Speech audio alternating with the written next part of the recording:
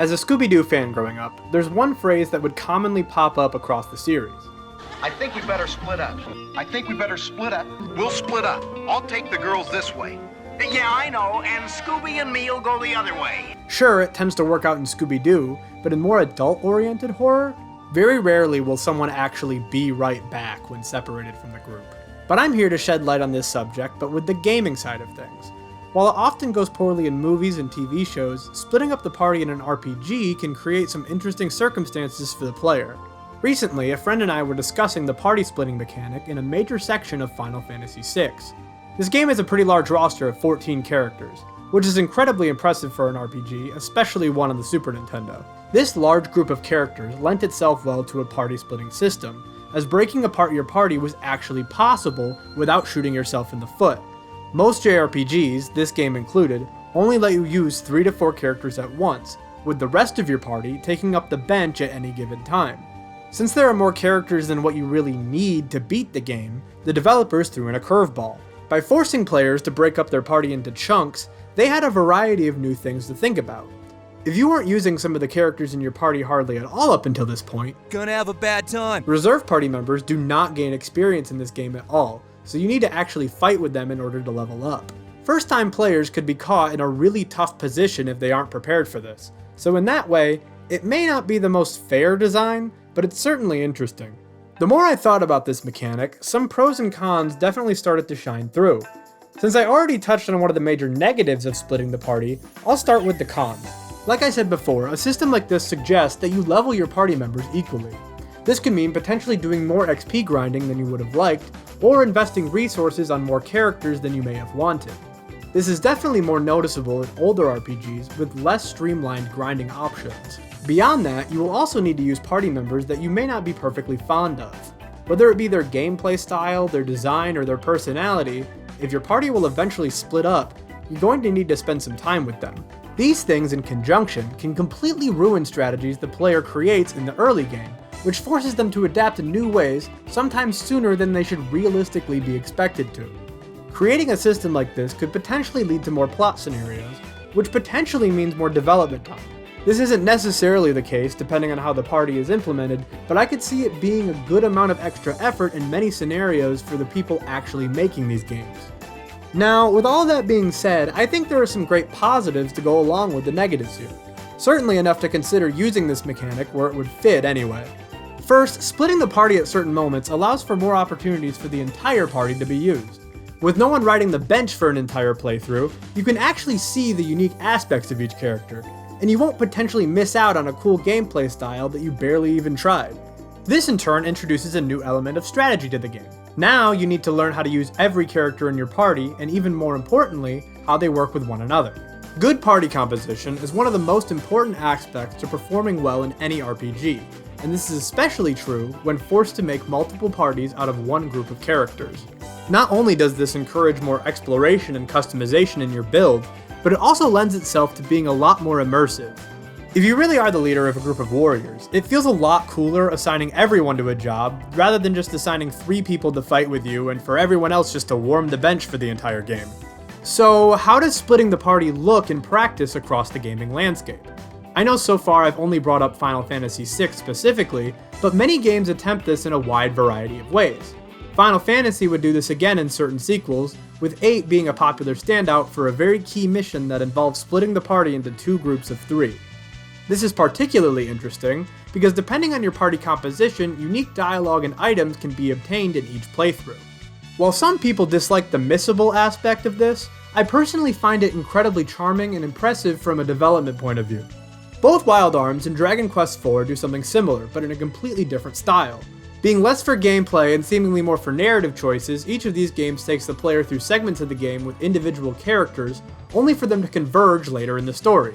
This way, you see the backstory of everyone in your party, not just the main character once the meat of the story begins. Dragon Quest IV, otherwise known as Dragon Warrior 4 in the West, is definitely the more dramatic example of this, as you play 4 full chapters before merging the party in the end of the game, while Wild Arms sees the party come together within the first few hours of gameplay. While neither of these games ever have you strategically pick members of multiple parties like Final Fantasy VI or 8, Having the party act separately before coming together can add a lot of narrative weight to the game, along with making the player feel more powerful once the whole party is assembled. Star Wars Knights of the Old Republic has a small moment when the party is about to be captured by Malak towards the back half of the game. Before you are taken hostage, you can elect one member of your party to conduct a rescue operation. This person then has to go on a solo mission using their unique skills to break the party free. This is kind of a reverse situation of the Dragon Quest IV method, as it rips away the rest of your party after you've gotten used to having them all, but it does do a lot to highlight the unique traits of each character. The first time I played this, I remember thinking this was so cool and reloaded my save a few times to try it with different party members. It's a bit of a rudimentary example by today's standards, but this was too formative of a memory for me not to include. Spoilers for Fire Emblem Radiant Dawn ahead. I'd like to tell you about this example, but it's practically impossible without spoiling the finale of this game. Skip to this timecode if this game is in your backlog. Radiant Dawn is incredibly unique, and the way that it splits the party is kind of a combination of the two systems discussed so far. For the first 3 chapters of this game, you play as a different army for each chapter. Each army has their own group of unique warriors, with many of them being able to be killed permanently, a staple of the Fire Emblem series. Once you make it to the final chapter, the surviving members from every army are combined into a single pool, where it is up to the player to choose the new composition for each of the 3.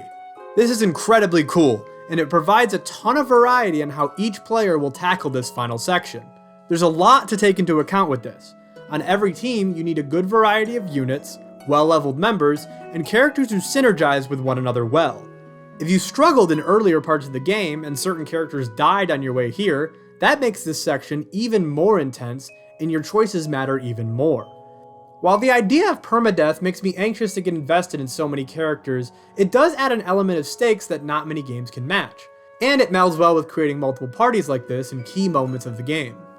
But, if the 73 playable characters from Radiant Dawn somehow aren't enough for you, then let me introduce you to a franchise that started all the way back in 1995 on the PlayStation 1, Suikoden. Many Suikoden games use this system of making multiple parties.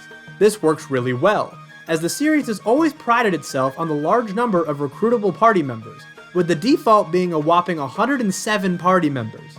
This has actually worked into the lore of the series. In the Suikoden universe, there exists a concept known as the 108 Stars of Destiny. The protagonist and the other 107 recruitable members make up these stars. This is likely a reference to a classic 14th century Chinese novel called Water Margin. In this story, there is an outlaw named Song Jian that led 108 other warriors in battle against the Song dynasty. They were said to consist of 36 heavenly spirits and 72 earthly demons, creating the fabled 108 Stars of Destiny. Water Margin is considered one of the most important pieces in Chinese literature, so it makes sense for Suikoden to take some inspiration from such an influential novel. With 108 party members, they need something to do, and only using your preferred 4 or 5 favorite characters would be a waste. So, many of the Suikoden games do an excellent job of giving you plenty of opportunities to make many parties of multiple characters each, with levels of party customization unheard of from other games. Suikoden 1 and 2 were recently remastered on modern consoles, so pick it up if this concept sounds interesting to you. They added a lot of bells and whistles to help modernize the experience with a fresh coat of paint as well, so it definitely seems worth the price of entry. But if you've already played Suikoden and you're interested in getting started with a new IP, I could also recommend Eiyuden Chronicle: 100 Heroes, which just came out last year in 2024. This game was written by the creator of Suikoden, so it has a lot of the same DNA throughout. Sadly, outside of remasters, it doesn't seem that Konami is doing much with the rest of the franchise. So I'm just learning this right now, actually. They actually are coming out with a Suikoden mobile game. Yeah, I found this out while recording. So yeah, Suikoden's coming back, I guess. But what other games could benefit from a party splitting system like this? I admit it is pretty unique and can only really work in RPGs with larger parties, but if there's one series I think could really benefit from party splitting, it's Persona. Persona 3 has the start of a party splitting system, but it's pretty basic. When exploring Tartarus, you can send party members out on their own, auto-battling enemies as they come across them. This isn't really party splitting in the way that I've described, but it's definitely in the spirit of divide and conquer. In theory, this would be helpful for exploring easier floors and covering ground more quickly. They can even find stairs by themselves, which allows you to teleport to them in order to leave the floor immediately. This is great, as after all, that's the point of splitting up in real life. The side effect of this is that if enemies are too strong, they can kill your party members when they are by themselves, as they can even run into the Reaper if you're unlucky enough. Is that the Grim Reaper? Plus, being down a party member makes your own battles harder as a result. So the thought is, okay then, I'll only use it to grind on earlier floors. But once you're strong enough where you don't have to worry about your party members dying on their own, they gain so little XP per kill that it probably makes more sense just to keep going up floors and tackling harder enemies with the entire party. Persona 3 Reload, like a lot of mechanics in the original, attempts to fix this for modern audiences. Instead of wandering around on their own killing enemies, one party member will move to the next floor after a prompt and start scouting the area for you. Then, once you make it to the next floor, they will show you all of the items they recovered, along with revealing a portion of the floor's map for you. In theory, this is an upgrade, as it is more reliable. But in practice, it isn't all that useful most of the time. For me, I end up exploring most of the floors of Tartarus in their entirety anyway. So while it's nice to get a head start on exploring the map and opening a few chests, it often isn't worth the trade-off of not having one of my 4 party members for the rest of the floor I'm currently on. This is especially apparent when one of my party members asks to do this before I have gone through a monad door, because once you leave the floor that the door is on, it can no longer be entered. If my 4th party member left before I went inside, I now have to deal with the monad boss with only 3 units. This isn't too bad if I'm revisiting earlier floors, but more often than not, separating the party in this game just isn't worth the risk, even if it is less risky than previous versions.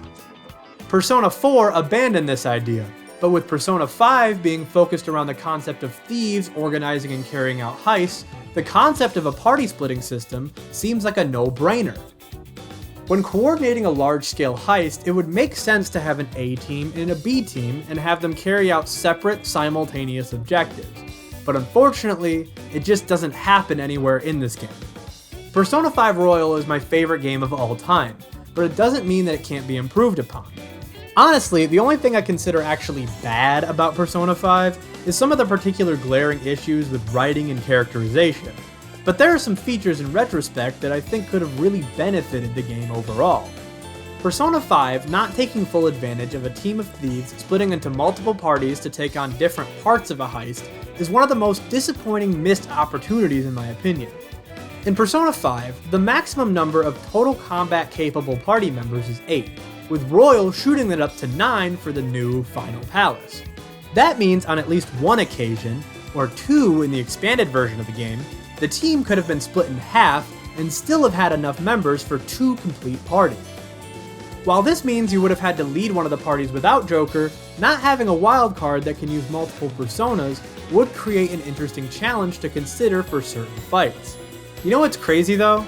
Ultimately, I didn't get the idea for this video from the other examples I've shared throughout. While some of the games discussed are probably better examples of this mechanic being used to great effect, I originally thought of this after playing a Persona 5 spin-off. Of all of the modern Persona games to actually include a feature like this, it was the Musou-inspired spin-off with real-time combat Persona 5 Strikers. In case you're unaware, this game plays more like Dynasty Warriors than a turn-based RPG, but there are enough mechanics carried over from the base game to make Strikers feel like a proper sequel to Persona 5. Right before the final boss, you were told to split the entire party into 3 pieces in order to take on the final boss. Since there are only 9 playable characters in total, this adds another layer to the mechanic, as none of the 3 teams will have a full party of 4 unless you want to leave another with only 2. And Joker can only be on 1 team, so the others will have to fight without a wildcard on their side. I've tried being a bit vague about the game until now to avoid it, but now there'll be some major spoilers for Persona 5 Strikers ahead. There isn't really a way to talk about how this game uses this mechanic further without spoiling the final act because sadly, it is only used for the final boss. Skip ahead to the provided timecode to avoid footage from the final boss. In this fight against the false god Demiurge, 2 teams are tasked with taking out energy spheres powering the boss, while the final team takes on the boss directly. I think this is such a genius boss fight, as it adds a layer of strategy that has been lacking a bit in a game mostly centered around hack and slash style combat. Not only do you have to consider the experience level of each of your respective team members, but you also need to consider which members will work well together as a cohesive unit. If you make a team of Ryuji, Yusuke, and Zenkechi, they would be incredibly strong physically, but with no healer or no major magic abilities used to target weaknesses, they may struggle a bit. While on the subject of spin-offs, even Persona 5 Tactica does a better job of encouraging you to use the entire team, as characters are buffed if they were not selected in the previous mission, pushing you to experiment with each playable character. So naturally, you end up choosing different parties for each mission, but this isn't really party splitting in the traditional sense. Neither of the Persona Q spin-offs use this system either, but with how huge the roster of both of these games is, I'm kinda shocked that they never did. If you were to include this system in these games, you would probably need more ways to boost XP to balance out grinding, as these spin-off titles are notorious for being more grindy than the originals as it is. I'm sure there are many more examples of party splitting that I either didn't know where to include, or just don't know about at all. So if you have any examples of your own, feel free to share them in the comments. I am always excited to learn about more unique examples of gameplay elements like this. When I get to the end of a game with a giant party, I want to feel like that entire party earned that victory. In too many games, you're almost discouraged from even trying other party members, as it would increase the amount of grinding way too much. In Persona 4, I ended the game with my main party near max level, but a few members were still floating in the 40 to 50 range.